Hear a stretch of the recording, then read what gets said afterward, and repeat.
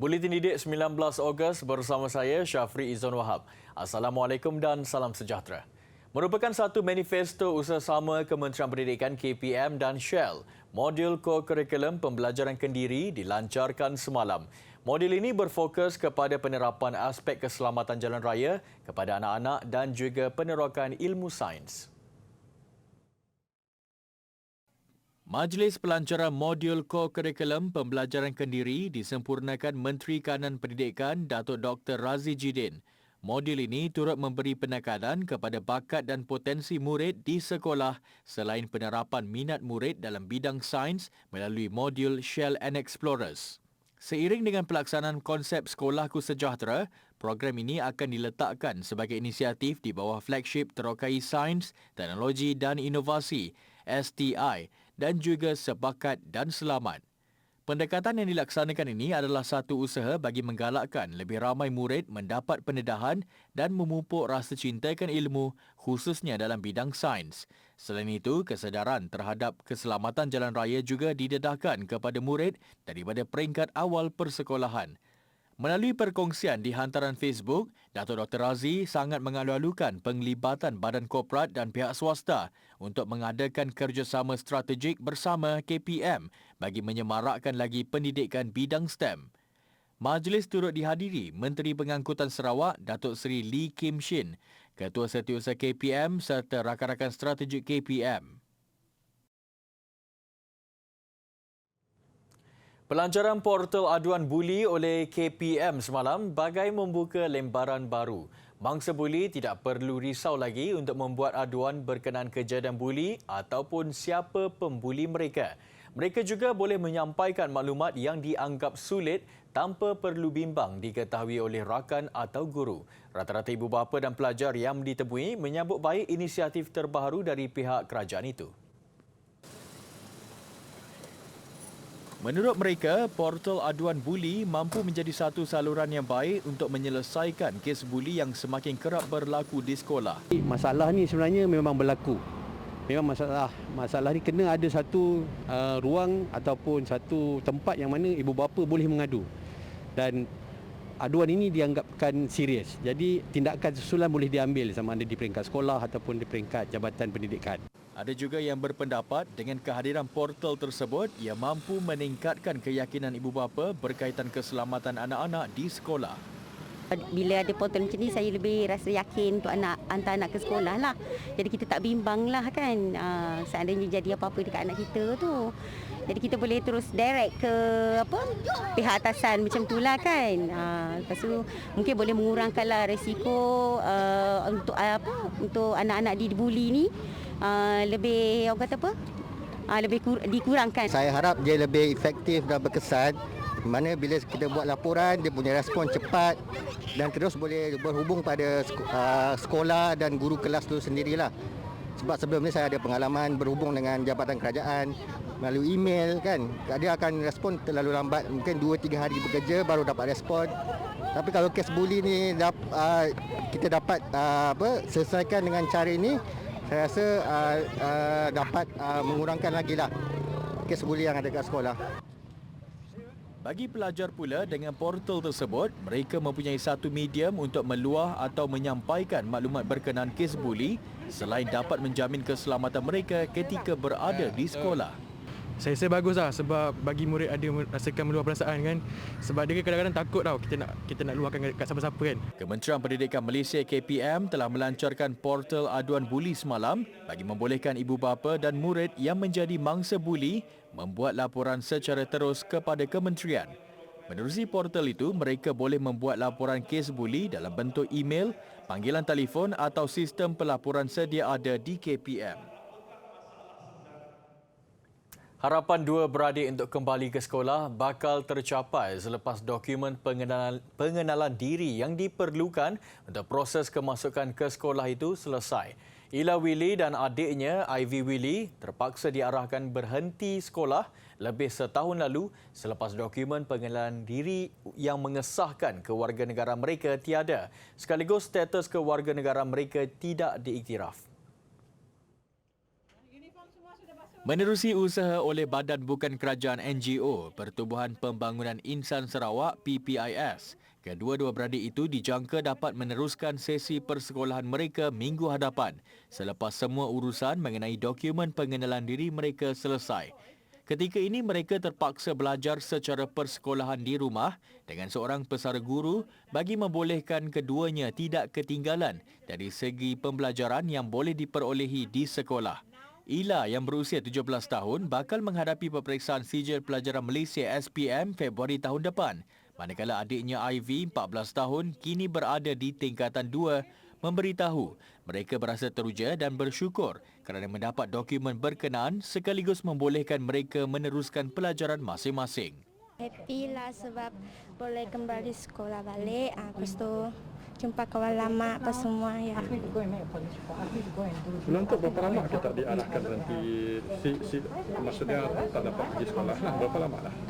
Dah maybe 1 tahun lebih sebab form 1 tak turun sekolah disebabkan IC belum ada, sijil kelahiran tak ada juga. Ya. Saya gembira, bersyukur atas pertolongan PPIS kerana menolong. Rasa sedih pun ada. Pada mulanya macam ni perasaan? Sedih lah sebab tak dapat macam orang lain. Apa yang buat kita rasa macam puas? Ingat sedih lah, tak dapat macam orang lain apa semua. Orang lain boleh macam orang lain sampai pergi ke sekolah apa semua. Itu sajalah yang dapat saya cakap. Menurut Presiden PPIS, Manjid Sidhu, masalah yang dihadapi dua beradik itu dikenal pasti berpunca daripada pendaftaran lambat status perkahwinan kedua ibu bapa mereka kepada Jabatan Pendaftaran Negara JPN, memandangkan perkahwinan terbabit dilaksanakan menurut cara adat masyarakat setempat. Mengakui proses untuk mendapatkan dokumen pengenalan diri untuk mengesahkan kewarganegaraan keduanya agak rumit. Namun itu bukan alasan untuk mengabaikan kebajikan kanak-kanak terbabit untuk memperoleh pendidikan sewajarnya. Justru beliau menyeru agar pihak berkaitan termasuk JPN untuk memudahkan proses pendaftaran terbabit agar lebih ramai kanak-kanak yang mempunyai masalah tiada dokumen pengenalan diri dapat dibantu. Sebanyak 9,259 permohonan kewarganegaraan bagi kanak-kanak di bawah umur 18 tahun dari Sabah dan Sarawak diterima Kementerian Dalam Negeri bermula dari tahun 2017 hingga Februari 2022. Daripada jumlah berkenaan, hanya 198 permohonan bagi mendapatkan status kewarganegaraan Malaysia diluluskan oleh KDN. Lain pula cerita di Batu Werf, Pulau Pinang. Dua beradik yang tertangguh pengajiannya sejak 4 tahun lalu akibat kesempitan hidup, kini teruja dapat kembali ke sekolah sejak Selasa lalu. Yumnaki Isha yang berusia 16 tahun dan Dahnia Dabrisha Amir Hamzah, 14 tahun, yang kini bersekolah di Sekolah Menengah Kampung Kastam, Batu Werf, menunggang basikal yang disumbangkan jiran setempat. Biarpun pada mulanya mereka berasa amat kekok dan sukar untuk membiasakan diri setelah lama meninggalkan sekolah, namun guru-guru dan rakan banyak memberikan sokongan.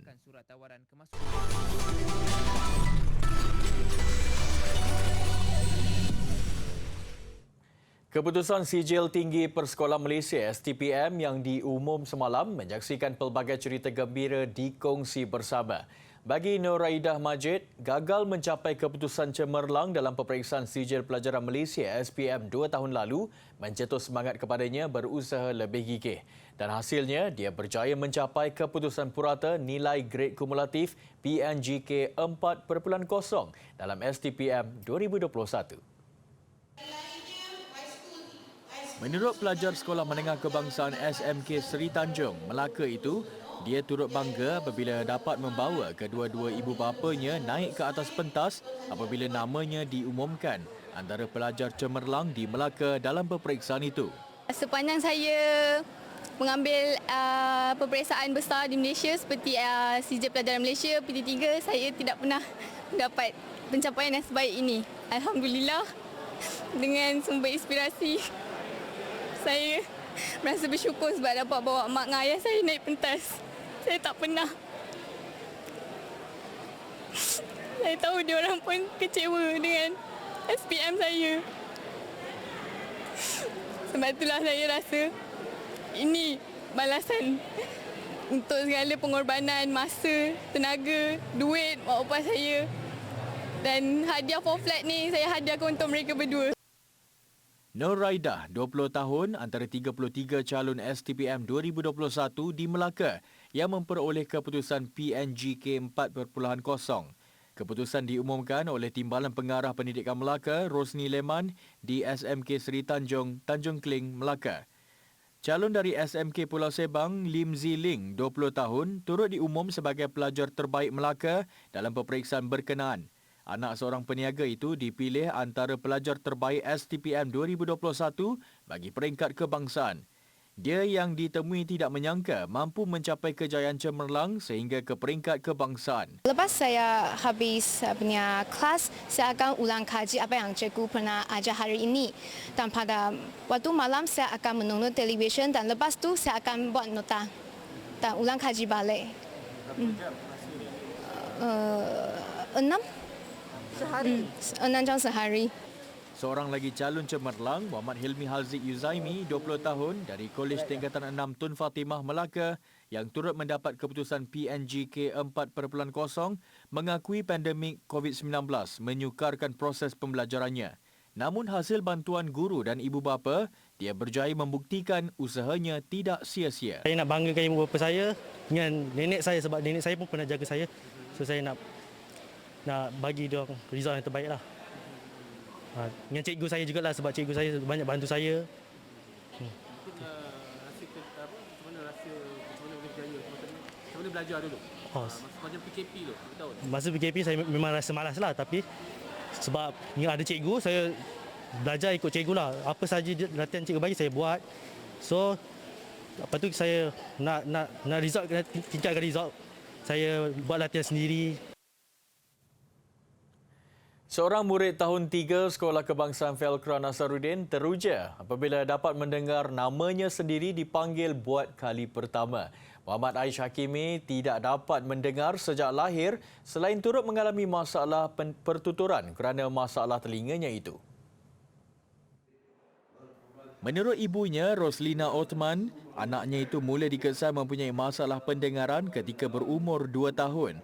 Katanya apabila semakin meningkat usia, anaknya itu mula bertanyakan kepadanya mengenai masalah pertuturan yang dihadapinya dan ingin menjalani aktiviti harian seperti rakan-rakan sebayanya yang lain. Sebab memang dah lama, dia pun dah besar, dia pun dah tahu, dia pun nak mendengar.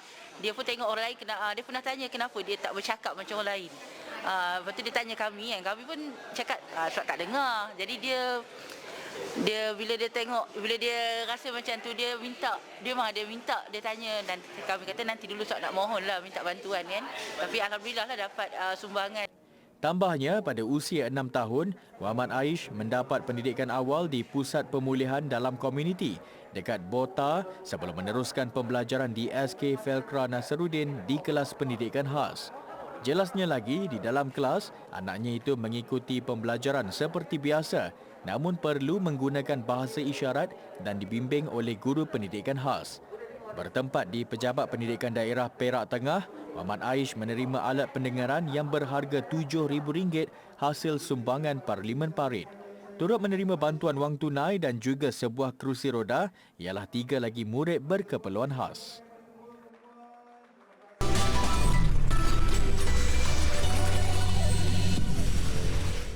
Pelbagai jenis robot mengambil bahagian dalam Expo Robot Dunia di Beijing, China yang mempamerkan keunikan serta memberi manfaat kepada sistem kesihatan.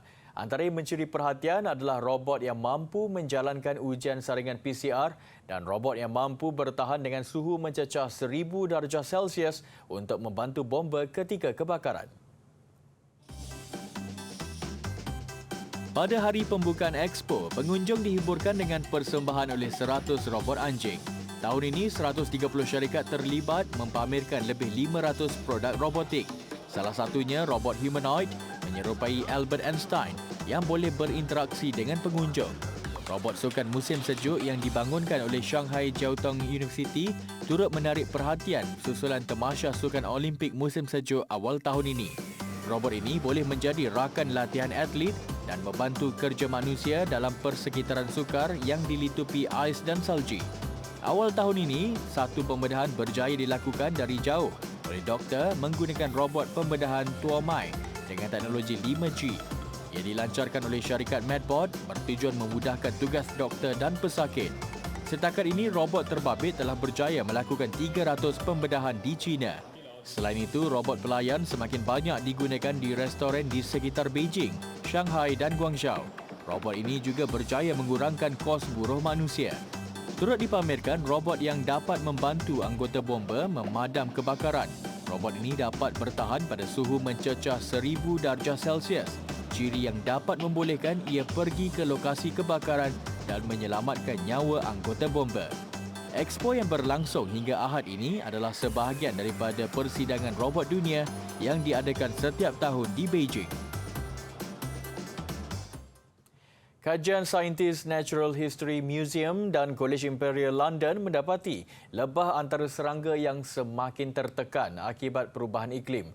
Kajian membabitkan ribuan ekor lebah daripada pelbagai spesies yang telah diawet dari tahun 1900 hingga 2000. Petunjuk paling jelas ialah perubahan pada bentuk badan lebah dan sayap mereka. It seems like on years that are generally hotter and a bit wetter, we found that the wings are more different on the same bee. So this kind of could be an indicator that bees maybe had a bit more stress in those years that were hotter and wetter.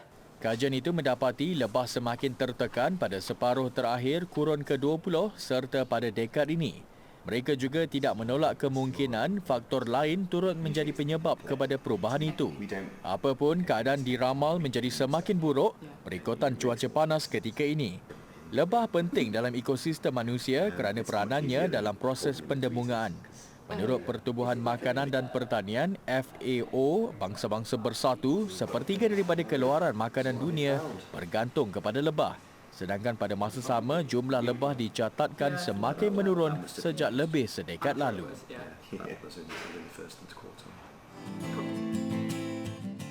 Forehand net, yang pertama adalah cara pegangan untuk forehand net. Yang pertama forehand grip.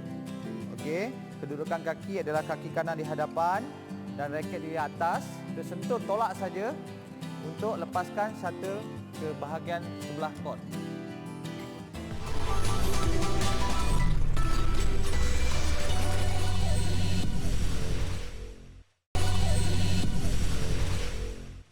Piala Belia 2022, arena bola sepak peringkat remaja tanah air pasti teruja malam ini apabila saingan bawah umur 19 tahun negara berada di kemuncaknya.